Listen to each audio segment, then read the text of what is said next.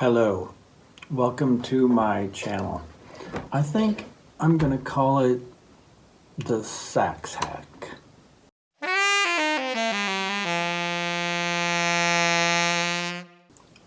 I'm an amateur tech. I don't really have any training other than other YouTube videos, but I'm a cheapskate. And I think I'm an optimist. I spent a lot of time on saxophone forums reading people's questions about old horns especially, which I'm a big fan of. And there's a lot of naysayers out there. A lot of people who say, well, you're much better off just buying a cheap Chinese or Japanese horn rather than trying to fix up some old thing, because you're going to have to take it to a professional tech and spend $1 million to get it in playing condition. It's not going to be worth it. And in some cases, maybe that's true. But in other cases, I'd like to think it's not true. I've already played around with a little bit of restoration. I bought an old Martin C Melody for $7, put new pads on it, and it's playable. Not a super great horn, admittedly, but I have less than $100 in it, and I learned a lot from doing it. So I want to show off for you my new project, and this video is going to be kind of a test. I'm going to take this old horn that I bought just recently on eBay on kind of a whim for $300 and try to get it playable. And like I say, I've seen other people on forums with the same kind of project and all these people saying, oh yeah, you're never gonna do it. So I'm gonna give it a whirl. At the end of my process, if this horn is junk and I can't get it to play, then I'll admit that I'm wrong. And I'll hang it on the wall or whatever. Like this horn up here, which is an old Con Supertone C Melody. But even though that's hanging on my wall right now, one day I want to fix that up too. When I go to a place like Applebee's or something and there's old saxophones hanging as decoration on the wall, or worse, somebody who takes a old horn and makes a lamp out of it, it's galling to me. It just like bothers my sensibility.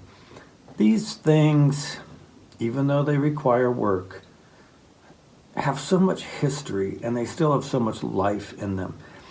And there's something about the sound of an old horn that can't be matched by newer horns.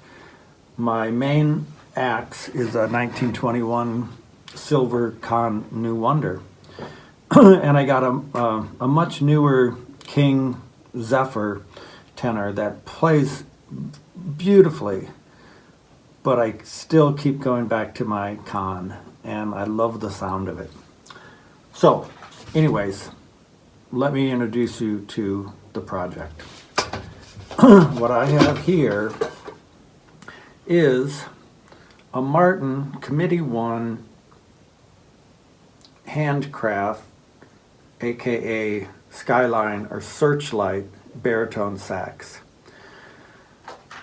It was selling on eBay for $500, and I made an offer which I thought was a real lowball offer of $300, and the seller took it right away, which made me think I was an idiot.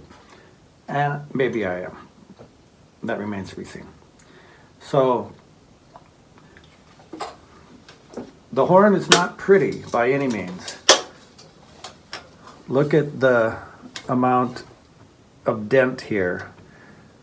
This guard up on the top is coming unsoldered.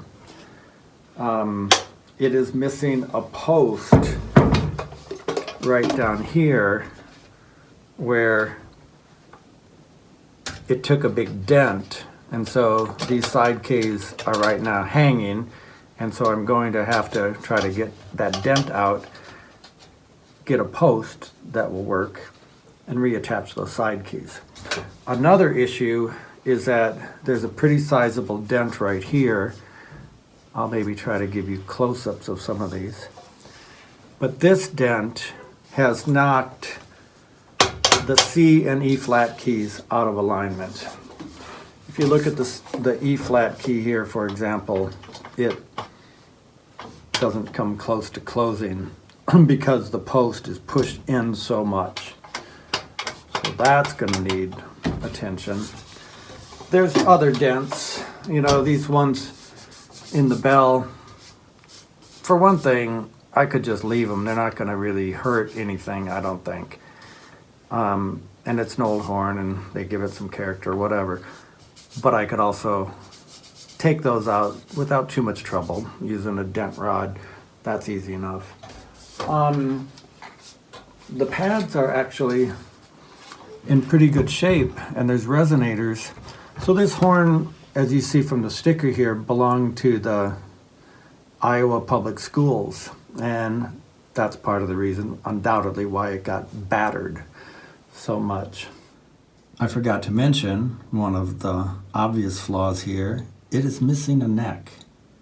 However, Martin Committees use a neck that's very similar to the Con 12M. And replacements for those are readily available, including cheap Chinese ones. These dents are pretty ugly, but again, I could probably play it even without dealing with them. But I'll try to deal with them. Here's that bow guard that's coming unsoldered. That shouldn't be too difficult to fix. The keys on the horn, though, all move freely. And like I said, the pads are in good shape. So I'm pretty optimistic that I'm going to be able to get it working. Here's a look at that Martin Searchlight engraving. It's pretty hard to see here with all the corrosion, but clearly they have the searchlights here and the Martin name right here. These Martin horns have soldered tone holes, and so when the horn got dented right here where the missing post is, it dented in the body enough so you can see there's a big ass gap in this tone hole and a little gap in this one. So first order of business is pulling this dent out, and then those will probably have to be resoldered. A lot of people cite this as one of the reasons why they don't want to fuss with these old Martins, because they have soldered tone holes and they can potentially leak. My thinking is, if any of these have very small leaks that you can't really see with your eyes, I'm just going to use a little bit of lacquer and seal them that way, if that's the worst case scenario. Having said all that, like I say, the keys operate freely, and most of the tone holes close properly. So I feel like I can do it. And what I can't do, I'll take to a tech to do. Maybe you're still wondering, why bother? Understandable question. I could probably afford to buy a more expensive horn, spend $1,000 on something or more. But ever heard of the phrase reuse, recycle? Letting this just sit on the wall would be sad. It would be a shame. And there's something noble about rescuing instruments like this, right? Like rescuing a dog from the Humane Society. Much better idea than going out and buying one from a puppy mill for $1,000, right? This is my rescue dog. And I'm going to give it some love and see if I can make it play. Stay tuned for further installments.